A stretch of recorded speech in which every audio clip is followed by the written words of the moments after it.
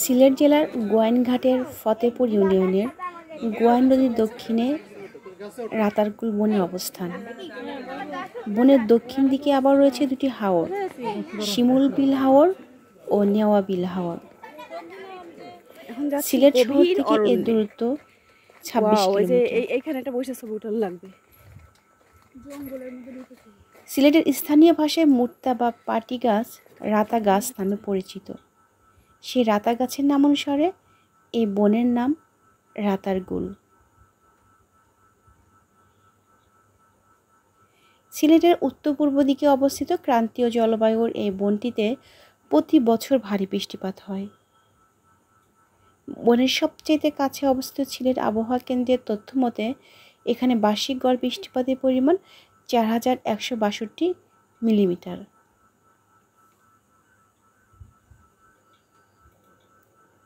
জুলাই মাসটি সবচেয়ে আর্দ্র, যখন বৃষ্টিপাতের পরিমাণ প্রায় 1250 মিলিমিটার। অন্যদিকে বৃষ্টিহীন সবচেয়ে শুষ্ক মাসটি হলো ডিসেম্বর। মে এবং অক্টোবরে গড় তাপমাত্রা গিয়ে দাঁড়ায় 32 ডিগ্রি সেলসিয়াসে। আবার জানুয়ারিতে এই তাপমাত্রা নেমে আসে 10 থেকে 12 ডিগ্রি সেলসিয়াসে। ডিসেম্বর মাসে এখানকার আপেক্ষিক আর্দ্রতার পরিমাণ প্রায় 74%, যা জুলাই আগস্টে 90%রও বেশি।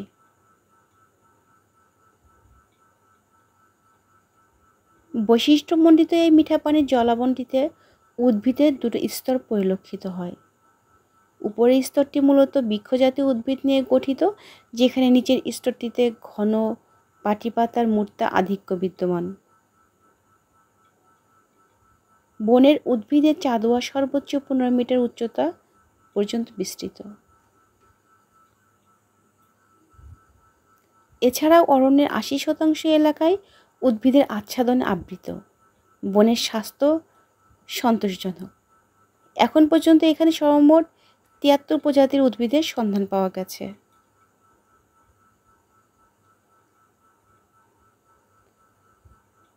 এই বন মূলত প্রাকৃতিক বন হলেও পরবর্তীতে বাংলাদেশ বন বিভাগ বেত, কদম, হিজল, মুর্তা সহ নানা জাতের জলসহিষ্ণু গাছ লাগিয়েছে।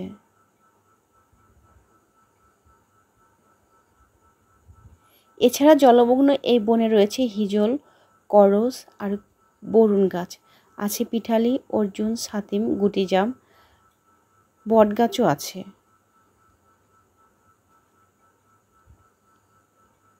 জলে নিম্নাঙ্গ ডুবিয়ে দাঁড়িয়ে থাকা বনের গাছগুলো দেখতে বিভিন্ন সময়, বিশেষ করে বর্ষা মৌসুমে এখানে ভিড় করেন পর্যটকগণ। বনের ভিতর ভ্রমণ করতে দরকার হয় নৌকার, তবে সেগুলো হতে হয় ডিঙি নৌকা। ডিঙিতে চড়ে বনের ভিতর ঘুরতে ঘুরতে দেখা যায় প্রকৃতির রূপসোধা। তবে বনে ভ্রমণ করতে অনুমতি নিতে হয় রাতারগুল বনবিট অফিস থেকে।